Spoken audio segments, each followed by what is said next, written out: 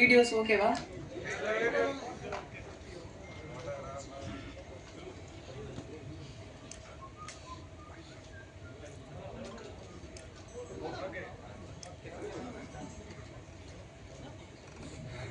Bye sir.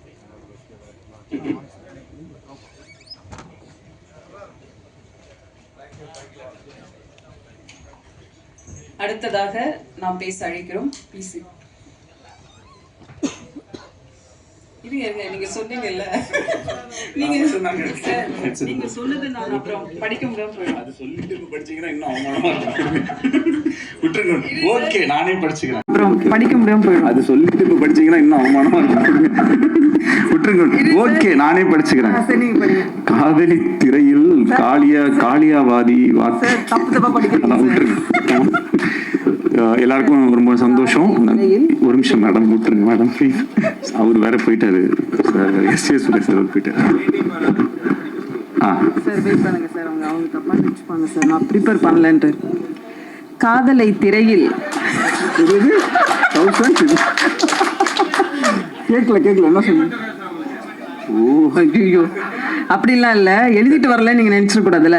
காதலை திரையில் கவிதையாய் வடித்தவர், colourful காட்சிகளில் கனவுகளை படைத்தவர், போடா போடியில் துள்ளி குதித்த இளமை, நானும் ரவுடிதான் என்று சொல்லி ஜெயித்த பெருமை, எளிமையான வரிகளால் இதயங்களை தொட்டவர், பாடல் ஆசிரியனாய் பாட்டிலேயே மேஜிக் செய்பவர், இயக்குனராய் இவர் ஒரு ட்ரீம் மேக்கர், வசனங்களில் இவர் ஒரு ட்ரெண்ட் செட்டர், காத்து வாக்குல தனது காதலை சொல்லி நயன்தாராவின் இதயத்தில் இடம் பிடித்தவர்,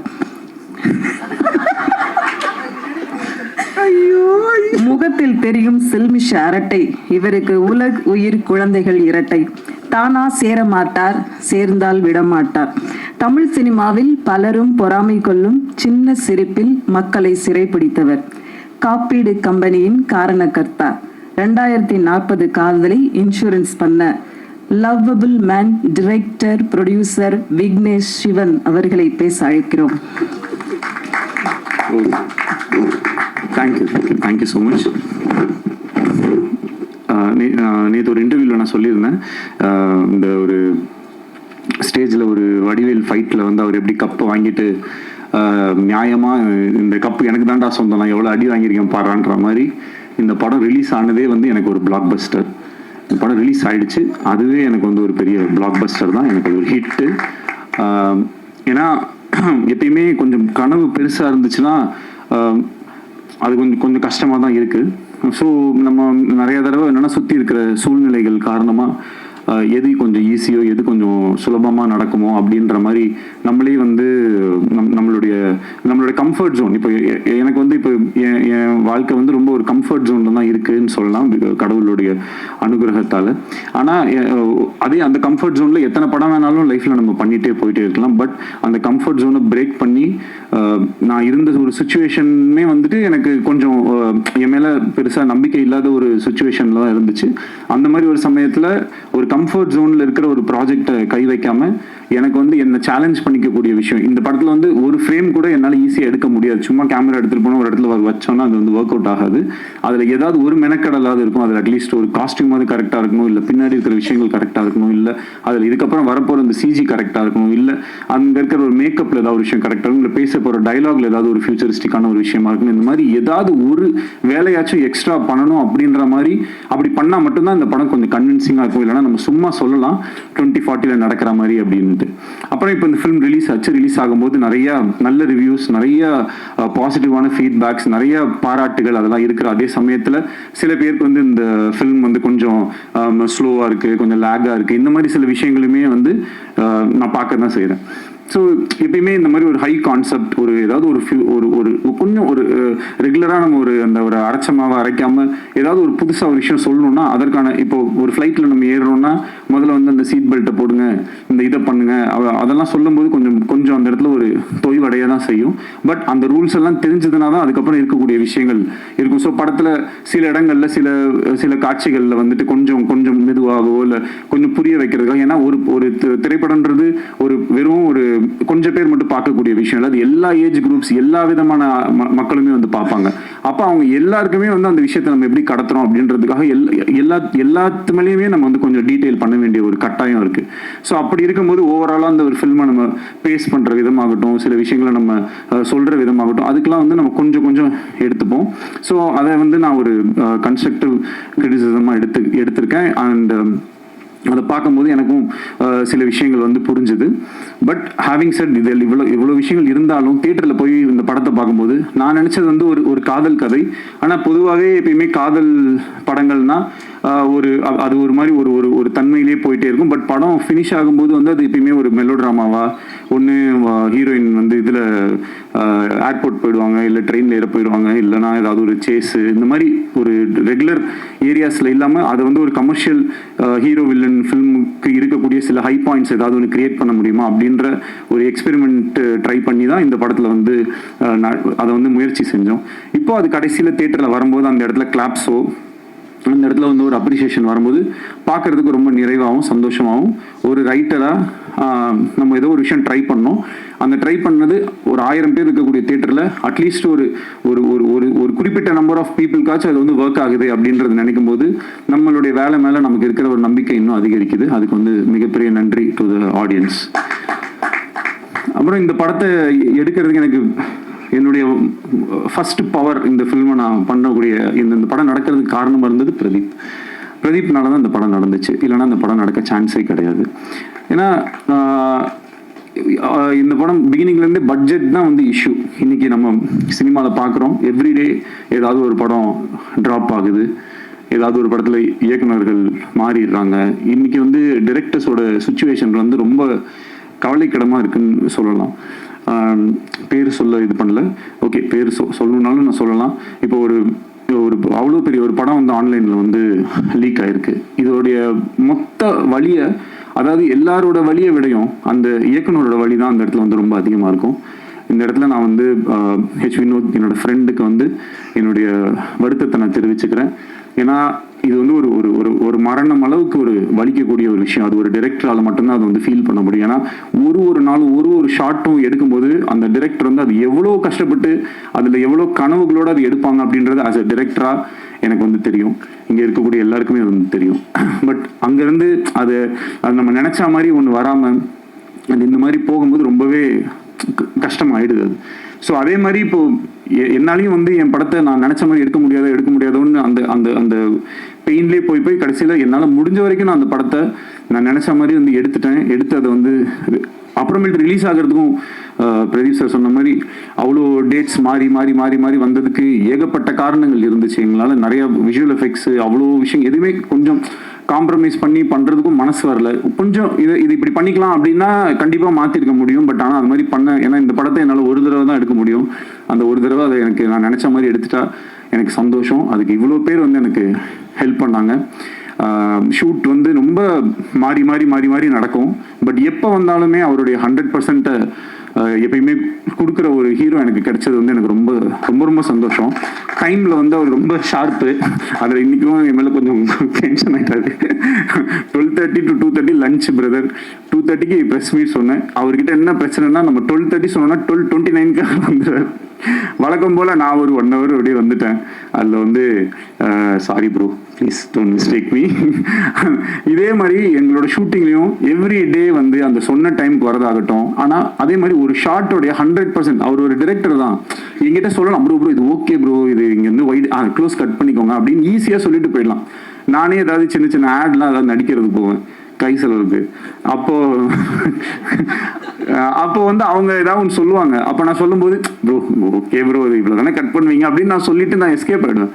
ஆனால் இவர் வந்து நான் எத்தனை தடவை எதை கேட்டாலும் வந்து அது அவர் அந்த இடத்துல வந்து ஒரு ஹீரோ, நான் வந்து ஒரு நடிக்க வந்திருக்கேன், நான் என் வேலையை தான் பண்ணுவேன்ற மாதிரி பண்ணுறது வந்து ரொம்ப ஆச்சரியமாக இருந்தது எனக்கு. அப்புறம் ஒரு குறிப்பிட்டு சொல்லணும்னா என் படத்தில் வந்து ஒரு ஸ்விம்மிங் பூலில் இருக்கிற மாதிரி ஒரு சீக்வன்ஸ் ஒன்று வந்துச்சு. தண்ணிக்குள்ளே இருக்கணும். இதுவே ஒரு ஆக்ஷன் ஃபிலிமில் நான் அந்த சீக்வன்ஸ் எடுத்திருந்தா மேபி அது வேற மாதிரி இருக்கும். இது ஒரு லவ் ஸ்டோரின்னும் போதே எல்லாருமே ப்ளஸ் இந்த ஜாலியான படம் கலர்ஃபுல்லான படம்னா அது என்னமோ எடுக்கிறது ரொம்ப ஈஸியாகவும் அது என்னமோ ரொம்ப விளையாட்டுத்தனமாக நம்ம எடுப்போன்ற மாதிரியுமே ஒரு பெர்செப்ஷன் இருக்கும். இதே ஒரு காட்டில் போய் ரொம்ப புழுதியில் அப்படி இப்படின்னு கஷ்டப்பட்டு இருக்கிற மாதிரி படம்னா அது ரொம்ப கஷ்டப்பட்டு எடுத்த மாதிரி படமாகவும், ஃபாரின்லலாம் போய் எடுத்தோம்னா அது ரொம்ப ஈஸியான படமாகவும் ஒரு பெர்செப்ஷன் இருக்கு. எல்லா படம் எடுக்கிறதும் கஷ்டம் தான். இப்போ இந்த மாதிரி ஒரு படத்துல இந்த மாதிரி ஒரு சீக்வன்ஸ், ஒரு ஆக்ஷன் சீக்வன்ஸ்க்கு நிகராக உயிருக்கே ஆபத்தார அளவுக்கான ஒரு சீக்வன்ஸாக தான் அது வந்து எங்களுக்கு இருந்துச்சு. ஏன்னா கிட்டத்தட்ட அந்த கேமரா உள்ள எடுத்துட்டு போய் ஒரு நிமிஷம் டு 1.5 நிமிஷம் ஒரு மூச்சு வந்து தம் கட்டி வந்து நடிக்கணும். நைட்டு ஃபுல்லாமே அதை வந்து பண்ணிட்டு இருந்தாரு. அண்ட் நானும் ஸ்விம்மிங் பூல்ல தான் வந்து இருந்தேன். ஸோ ஒரு தடவை சரி ஓகே இது எவ்வளோ கஷ்டம் அப்படின்னு சொல்லிட்டு நம்ம ட்ரை பண்ணி பார்ப்போம்னு சொல்லி உள்ளே போனேன். உயிருக்கு பயந்து நான் உடனே வெளியே வந்துட்டேன். ஆனால் அவ்வளோ தடவை பண்ணி காலையில் 5:30-6 மணி வரைக்குமே வந்து அந்த சீக்வன்ஸை அவர் பண்ணி முடிச்சுட்டு கூட ஏன் ப்ரோ என்னை போட்டு இப்படி டார்ச்சர் பண்ணுறீங்கன்னு சொல்லுவாருன்னு பார்த்தா அப்புறம் ஓகேவா கரெக்டாக வந்துருச்சா எடுத்துக்கலாமா இன்னும் ஏதாவது எடுத்துக்கலாமா அப்படின்னும் போது ஒரு ஆக்டராகவும் ஒரு டிரெக்டராகவும் அந்த இடத்துல வந்து அவர் என்னை ரொம்ப இந்த மாதிரி நிறையா நான் ரொம்ப என்னை லைஃப் டைமில் வந்து என்னால் மறக்க முடியாத நிறைய மொமெண்ட்ஸை வந்து எனக்கு பிரதீப் கொடுத்துருக்காரு. அதுக்கு வந்து ஹார்ட்ஃபெல்ட் தேங்க்ஸ். இன்னைக்கு இந்த படத்துக்கு வந்து மிகப்பெரிய ஓப்பனிங். ஏன்னா மேபி இந்த படம் வந்து டிரெக்டட் பை வேற ஏதாவது ஒரு பேர் போட்டிருந்தா இன்னும் பயங்கரமாக கூட ஓப்பனாக இருக்கலாம், சொல்ல முடியாது. பிரதீப் ரங்கநாதன் அப்படின்ற ஒரு பேருக்காக ஆடியன்ஸ் அந்த ஓப்பனிங்கை வந்து என்னதான் டிலேஸ் அப்படி இப்படின்னு இருந்தாலும் அந்த அளவுக்கு வந்து இந்த படத்தை ஆதரவு கொடுத்துருக்காங்க. அதோடைய ஓப்பனிங்க்கு அவ்வளோ அந்த ஃபேன்ஸோ அவங்களுடைய விஷயங்கள் எல்லாமே வந்து ரொம்ப ரொம்ப பாசிட்டிவாக எங்களுக்கு வந்து அமைஞ்சிருச்சு. இப்போது இந்த வீக்கு என்ன பொறுத்த வரைக்கும் இந்த படம் வந்து ஒரு லாங் ரன் போகும், அதற்கான எல்லா தகுதியும் பொட்டென்ஷியலும் இந்த ஃபிலிமில் இருக்குது அப்படின்றத நான் நம்புகிறேன். இன்னும் இந்த வீக்கெண்டுமே வந்து பயங்கரமாக வந்து இந்த படம் எல்லாமே 10 வருஷம் முன்னாடி எடுத்த படத்தெல்லாம் எடுத்து ரீரிலீஸ் பண்ணிட்டு இருப்பாங்க. நான் இப்போ ஓடிட்டு இருக்கிற படத்தையே திருப்பி 17ஆம் தேதி ஃபர்ஸ்ட் டே மாதிரி ஒரு ஓப்பனிங் வாங்கணும் அப்படின்ற மாதிரி எனக்கு ஒரு ஆசை. இன்னும் கொஞ்சம் பயங்கரமாக இது ஒர்க் அவுட் ஆகணும். ஏன்னா நிறையா கொஞ்சம் மிக்ஸ்டு ரிவ்யூஸ் இந்த மாதிரிலாம் இருக்குது. அது படத்தை போய் பார்க்கும்போது மேபி இன்னும் பெட்டராக இருக்கலாம். இந்த ஒரு ஆல்ரெடி சில மைண்ட் செட்டோட பார்க்கும்போது எவ்வளோ அழகான இப்போ என்னது இது ஸ்வீட்டாக கேவலமாக இருக்குது அப்படின்னு சொல்லி குலாப் ஜாமுனை கொடுத்தா மேபி சாப்பிடும்போது அப்படி தோன்றதுக்கும் வாய்ப்பு இருக்குது. அந்த மாதிரி சும்மாவே ஏதாவது ஒரு விஷயத்த சொல்லி அது பண்ணும்போது அது கரெக்டாக போக மாட்டேங்குது. எந்த விதமான மைண்டில் எதுவும் இல்லாமல் இந்த படத்தை நீங்கள் போய் நேராக தியேட்டரில் உட்காந்து பார்த்தீங்கன்னா கண்டிப்பாக வந்து ரசிப்பீங்க அப்படின்றதுக்கு வந்து நம்பலாம். என்னுடைய வேர்டை நீங்கள் வந்து நம்பலாம். அண்ட் ப்ரோ இந்த ஃபில்மும் வந்து கூடிய சீக்கிரம் உங்களுடைய 100 crore கிளப்ல வரும். கான்ஃபிடென்ட்டாக இருங்க, வெற்றி நிச்சயம். நெக்ஸ்ட் வந்து கிருத்தி, சின்ன பொண்ணு. கிருத்தி அவங்க அம்மாவுமே கொஞ்சம் சின்ன பொண்ணு தான். 2 பேரும் வந்து பார்த்தீங்கன்னா செட்டில் அவங்கள வந்து அவங்கள எப்படின்னா ஒரு குழந்தைய ஹேண்டில் பண்ணுற மாதிரி தான் நாங்கள் நிறைய தடவை ட்ரை பண்ணியிருப்போம். அதே நேரத்தில் நிறைய தடவை மிஸ்ஸும் ஆயிரும். அப்போ வந்து கொஞ்சம் அப்பப்போ ஒரு சின்ன முன்ன பின்ன இப்படி இருந்தாலும் அந்த ஒர்க்கை பண்ணும்போது the kind of dedication and வணக்கம். லைக் வந்து ஒரு 3-4 வருஷமாக 2022 ஃபெப்ரவரியில் வந்து எனக்கு இதோட ஒன்லைன் சொன்னாங்க. ஸோ அதுலேருந்து இப்போ ஒரு 3 வருஷம் அப்போவே இந்த படம் பண்ண போகிறோன்னு ஆடியன்ஸ்க்கு வந்து தெரிஞ்சிருச்சு. ஸோ அதுக்கப்புறமா அவ்வளோ டிலே அண்ட் கிட்டத்தட்ட 5 டேட்டு போட்டிருக்கோம். சம்மரு, டிசம்பரு, ஃபெப்பு அந்த மாதிரி போட்டு பாட்டு ஒரு 2 வருஷம் முன்னாடி வந்துச்சு. இது மாதிரி ஆக்சுவலாக வந்து ரொம்ப டிலேஸ் அண்ட் இது இருக்கும்போது யூஸ்வலாக ஒரு படத்தோட ஹைப் வந்து கம்மியாயிடும் அண்ட் நம்பிக்கை குறையும்.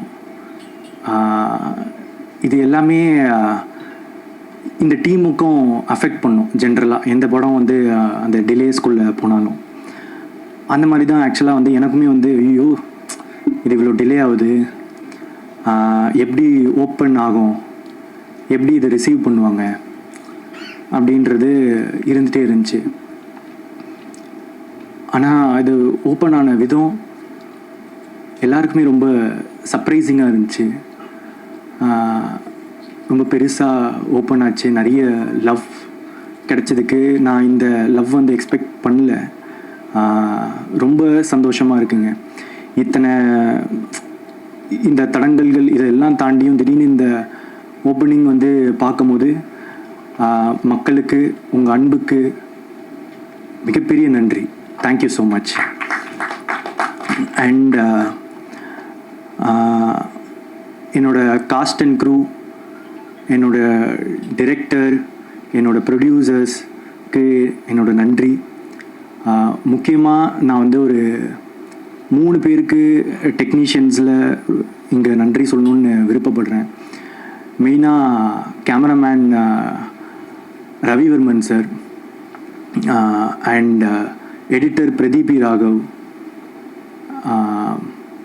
அப்புறம் மியூசிக் டைரக்டர் அனிருத் சார்.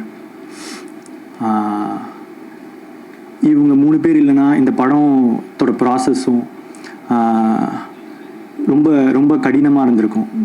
இவங்க எல்லாமே என்னால் இந்த படத்தை இமேஜின் பண்ண முடியல. அவங்க கொடுத்த விஷுவல்ஸாக இருக்கட்டும், மியூசிக்காக இருக்கட்டும், எடிட்டாக இருக்கட்டும், அவங்க டைரக்டரோட ஒர்க் பண்ண விதம் எல்லாமே சேர்ந்து இருந்ததுக்கு இந்த டைமில் நான் வந்து அவங்களுக்கு நன்றி சொல்லி ஆகணும். நான் படம் பார்த்துட்டு 3 பேருக்குமே பர்சனலாக கால் பண்ணி என்னோட நன்றிகளை தெரிவித்தேன். ஏன்னா அவங்களோட உழைப்பு இந்த படத்துக்கு ரொம்ப பெருசு. இந்த டைமில் டெக்னீஷியன்ஸுன்றவங்க மோஸ்ட்டாக வந்து பெருசாக பின்னாடி இருக்கிறதுனால தெரியாமையே போயிடுவாங்க. அவங்க பேர் வெளியே வராமல் போயிடும். இந்த சமயத்தில் நான் அவங்களுக்கு ரொம்ப ரொம்ப தேங்க் பண்ணுறேன். ஏன்னா இந்த படம் ஒரு பயங்கர டெக்னிக்கலி ஸ்ட்ராங்கான ஃபில்மாக வந்திருக்குன்னா அவங்களால தான். Thank you so much. And present media உங்களோட சப்போர்ட் ஃபஸ்ட்லேருந்து இப்போ வரைக்கும் இருந்திருக்கு. ரொம்ப நன்றி. Thank you so much. Thank you Pradeep sir. அடுத்ததாக நடிகர் சீமான். ஸோ என் பேர் தீபிகா வெங்கடாச்சலம். இது வந்து என்னோட ஃபர்ஸ்ட் ஸ்டேஜ், ஃபர்ஸ்ட். இப்போ புரியுதா உனக்கு இது லவ் இல்லை, நம்ம கொடுக்க ஃப்ரெண்ட்ஷிப் தான் அப்படின்னு சொல்லி அந்த ஃப்ரெண்ட்ஷிப்புக்கும் லவ்வுக்கும் இருக்கிற ஒரு அழகான ஒரு அழகிய கோட்டை ரொம்ப அருமையாக சொல்லியிருக்காரு. இதில் வந்து விக்னேஸ்வரன் சார் ரொம்ப ரொம்ப நெஞ்ச நமைச்சிக்கிட்டெல்லாம் சீன்கள் சொல்லாமல், பட் அழகான விஷயங்களை அதாவது ரொம்ப வரடி போட்டு தேய்ச்சி சொரிஞ்சு வச்சிடாம ரொம்ப அழகாக அப்படி பிரீஸியாக சொல்லிட்டு போன விதம் வந்து இந்த படத்தில் ரொம்ப புதுசாக இருந்தது. ஒரு அழகிய வெற்றி, ஒரு தரமான வெற்றி. அதுக்கு ப்ரூஃப் வந்து எந்த தேட்டருக்கு போனாலும், ஏன்னா நண்பனா விக்னேஸ்வரன் சார் மேலே என்ன வருதுன்னா, அவர் வந்து அவர் எனக்கு ஒரு நல்ல நண்பர், பழகின காலங்களில் இத்தனை நாளில். இல்லாட்டி இவ்வளோ உரிமையாக வந்து 2:30 மணிக்கு வான்னு சொல்லி கமலா தேட்டரில் வந்து 2:30 மணிக்கு டான்ஸ் ஆடி 2 மணிக்கு தூக்கி அழிச்சு சொல்ல முடியாது இல்லையா? அந்த மாதிரியான ஒரு நண்பர். கண்டிப்பாக அதில் எனக்கு என்ன சந்தோஷம் அப்படின்னு சொல்லி சொன்னால், அதில் வந்து written and directed by Vigneshwaran அப்படின்னு போட்டவுடனே ஹோல் தியேட்டர் எரப்ட் ஆகுது. அது வந்து எனக்கு கேட்கறதுக்கு ரொம்ப சந்தோஷமாக இருக்குது. அது வந்து ஒரு மரியாதையான இடத்திற்கு நம்ம நண்பர் ஒருத்தர் ஒரு மரியாதையான தன் தொழிலில் ஒரு மரியாதையான ஒரு தரமான இடத்தை எட்டி இருக்கிறார் அப்படி என்பது அது நமக்கு மிக மிக சந்தோஷமான ஒரு விஷயம். படத்தினுடைய தயாரிப்பாளர் லலித் சாருக்கும் நயன்தாரா மேடமுக்கும் என்னுடைய வாழ்த்துக்கள். அண்டு சீமான் சார் வந்து அவர் சொன்ன மாதிரி எனக்கு காதல் காப்பீட்டு கழகத்தினுடைய ஆப்போசிட் போல் வந்து அண்ணன் என்ன பேசினாலும் சீட்டார், என்னடா தம்பியே ஆரம்பிப்பாரு. ரொம்ப உண்மையாக இருக்கும், ரொம்ப இயல்பாக இருக்கும். நான் கூட அந்த இங்கிலீஷில் trouble cast for my flourishing business தலித்து மெந்தோரை தாண்டாக்கி கொள்ளல் நேரி செய்வன்பா புரியலையா கலக்கிட்டார் அண்ணன், கலக்கிட்டார். அப்பவே தெரியுது வந்து தியேட்டரில் பெரிய பிளாஸ்ட் ஆக போதுரா அப்படின்னு. அது சூப்பராக பண்ணார். அவருடைய அந்த தன் மனதில் அவர் வச்சிருக்கக்கூடிய ஒரு அந்த தமிழ் மீது இருக்கக்கூடிய மாறாத பற்றும் அந்த நல்ல வாழ்க்கையின் மீது அவருக்கு இருக்கக்கூடிய பாசமும் அவர் நேசமும் அந்த படத்தில் அது அழகாக கன்வே ஆச்சு. அதுதான் சோல் ஆஃப் த ஃபிலிம். ஆக்சுவலாக இப்படி வாழ வேண்டும் என்று எல்லோரும் ஆசைப்படக்கூடிய ஒரு உலகம்தான் அது. வந்து விக்னேஸ்வரன் சார் ஒரு விஷயம் நேற்று கூட நான் ஒரு இன்டர்வியூ பேசிட்டு இருக்கும்போது சொன்னார்.